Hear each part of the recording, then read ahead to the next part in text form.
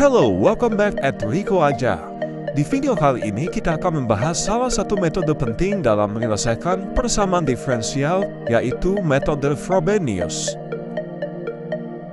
Metode Frobenius biasanya digunakan untuk persamaan yang memiliki bentuk PD orte 2 linear, yang mana persamaannya dapat dituliskan seperti ini. Namun, ada satu syarat penting. Titik x0 yang akan kita evaluasi harus merupakan titik singular yang reguler. Titik singular artinya apabila fungsi dari px0 dan qx0 tidak terdefinisi atau tidak kontinu di titik tersebut. Kemudian, titik reguler apabila fungsi dari x minus x0 kali px dan x minus x0 kuadrat kali qx bersifat analitik atau tetap kontinu di titik tersebut, guys. Konsep utama dari metode Frobenius adalah mencari solusi dalam bentuk deret pangkat di sekitar titik singular dan dapat kita tulis seperti ini, guys. Di mana syarat dari koefisien awal A0 tidak boleh sama dengan 0. Sedangkan nilai indeks R ini belum diketahui. Nantinya akan diperoleh ketika kita sudah menentukan persamaan inisial, yaitu pada saat N sama dengan 0.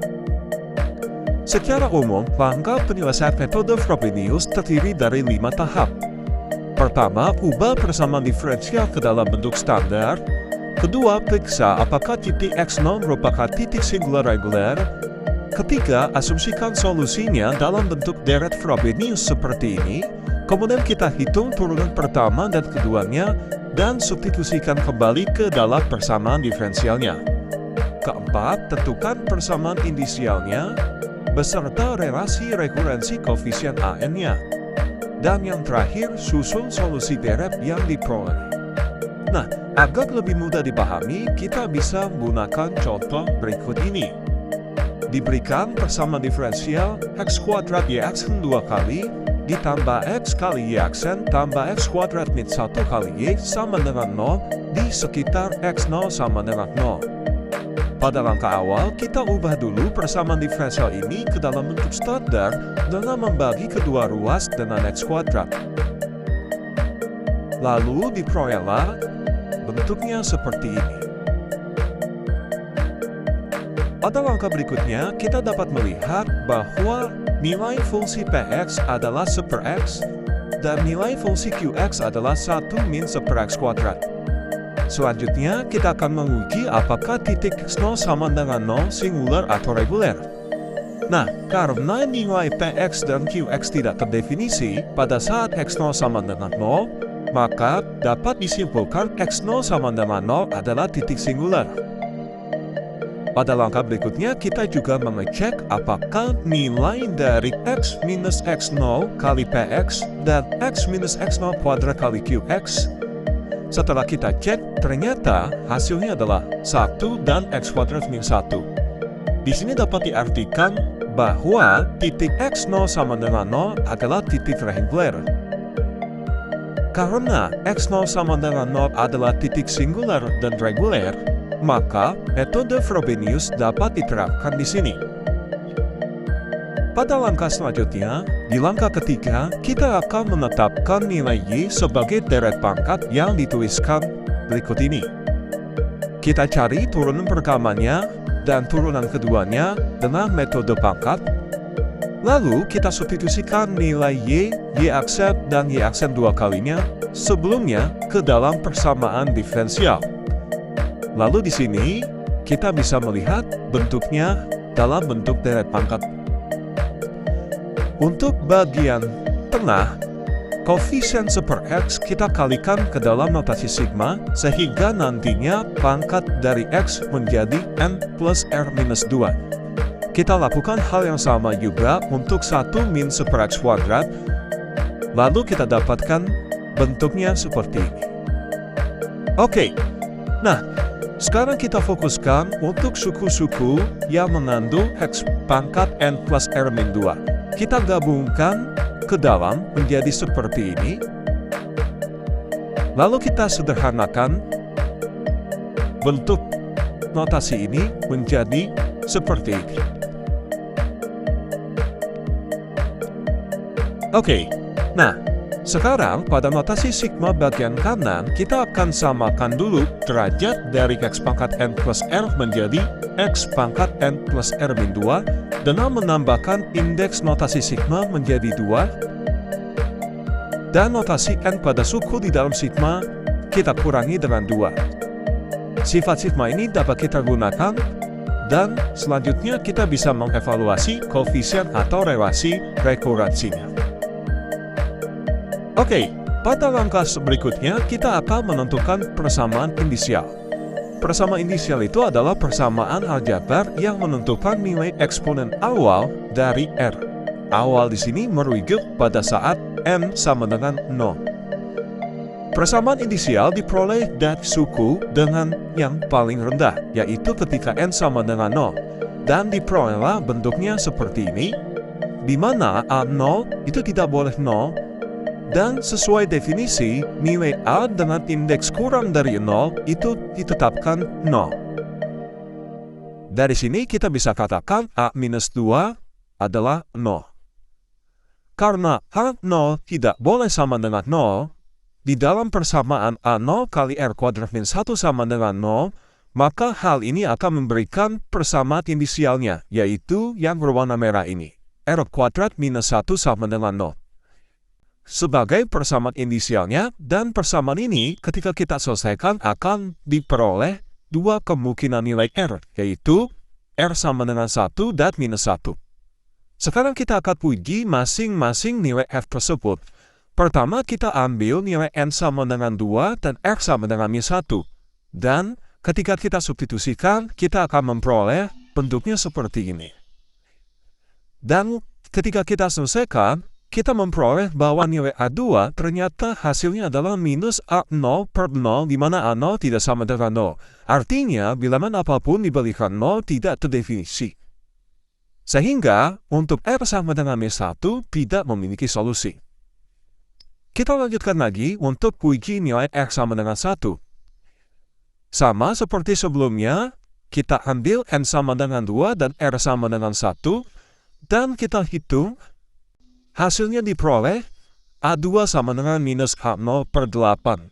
Karena A0 tidak sama dengan 0, maka nilai A2 ini ada. Oleh karena itu, R sama dengan 1 memiliki solusi. Dari sini, kita cukup evaluasi ketika R sama dengan 1 saja. Nah, berikutnya kita akan hitung koefisien pada saat R sama dengan 1 untuk N sama dengan 1, dan diperolehlah hasil substitusinya, yaitu mendapatkan A1 sama dengan 0 per 3 atau A1-nya sama dengan 0. Kita lanjutkan lagi untuk N sama dengan 2. Di sini kita akan mendapatkan nilai A2-nya. Seperti sebelumnya, hasilnya adalah minus A0 per 8. Kemudian kita lanjutkan untuk N sama dengan 3. Kita dapatkan nilai suku A ketiganya adalah 0, karena sebelumnya A1-nya 0, maka A3 di sini hasilnya juga 0. Lanjutkan juga untuk N sama dengan 4, dari sini kita akan mendapatkan nilai suku keempatnya, yaitu A4, dan diperoleh A4 sama dengan min A2 per 24. Atau, kalau kita substitusikan nilai A2 sebelumnya, kita akan mendapatkan A4 ini adalah positif A0 per 8 kali 24. Lanjutkan juga untuk N sama dengan 5, kita dapatkan A5-nya adalah 0. Kemudian untuk N sama dengan 6, kita dapatkan nilai A6-nya itu adalah minus A4 per 48. Karena A4-nya adalah A0 per 8 kali 24, kita bisa nyatakan nilai suku A6-nya adalah minus A0 per 8 kali 24 kali 48. Nah, jika proses ini kita teruskan, maka untuk indeks genap, yaitu N sama dengan 2K, berlaku relasi H2K sama dengan min A2K minus 2 per 2K plus 1 kuadrat minus 1. Kalau kita sederhanakan lebih lanjut, maka kita mendapatkan nilai A2K itu adalah minus A2K minus 2 per 4K kali K plus 1. Sedangkan untuk indeks N bernilai ganjil atau 2K plus 1, nilainya selalu 0. Sekarang kita perhatikan pola pada koefisien genapnya, yaitu untuk A2, A4, dan A6. Dari pola tersebut, kita bisa menuliskan bentuk pola umumnya menjadi A2K sama dengan min 1 pangkat K kali A0 per 8 kali 24 kali 48 sampai dengan 4 kali K kali K plus 1. Kemudian deret perkalian seperti 8, 24, dan 48 dapat dituliskan dalam bentuk seperti ini. Dengan menyederhanakan bentuk perkalian barisan ini, kita bisa nyatakan kembali bahwa A2K ini memiliki pola seperti ini. Lalu, dengan menggunakan identitas fungsi gamma serta notasi faktorial, kita dapat menyatakan deret ini ke dalam bentuk fungsi gamma dan faktorial, yang dituliskan seperti ini. Berikutnya, kita substitusikan bentuk umum koefisien Hn ke dalam solusi deret Frobenius. Kita tahu bahwa solusi PT awalnya memiliki bentuk seperti ini, lalu kita substitusikan nilai An itu dengan A2K menjadi seperti ini.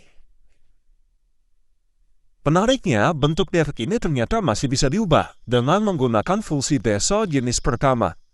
Fungsi jenis Bessel pertama ini dapat dituliskan dalam bentuk GV sama dengan sigma dari min 1 pangkat N per N faktorial kali gamma N plus V plus 1 dikali X per 2 pangkat 2N plus V, di mana N bergraf dari 0 sampai dengan tak hingga. Kemudian dengan mengganti nilai V sama dengan 1, maka nilai fungsi Bessel jenis pertamanya dapat dinyatakan sebagai berikut ini. Kemudian melalui sedikit manipulasi aljabar, akhirnya solusi dari persamaan diferensial sebelumnya dapat dinyatakan dalam bentuk fungsi Bessel. Dengan melihat bagian yang sama dengan fungsi Bessel, kita lakukan sedikit manipulasi dan didapatkan Yx sama dengan 2 kali A0 kali Q1X. Jadi, metode Frobenius tidak hanya menghasilkan solusi dalam bentuk deret saja, tetapi juga membantu kita mengenali bahwa solusi tersebut merupakan fungsi khusus, yaitu fungsi Bessel order 1. Nah, itu dia pembahasan mengenai metode Frobenius. Semoga video ini bermanfaat. Jangan lupa di like, subscribe, dan share ya. Sampai jumpa di video berikutnya. Bye-bye!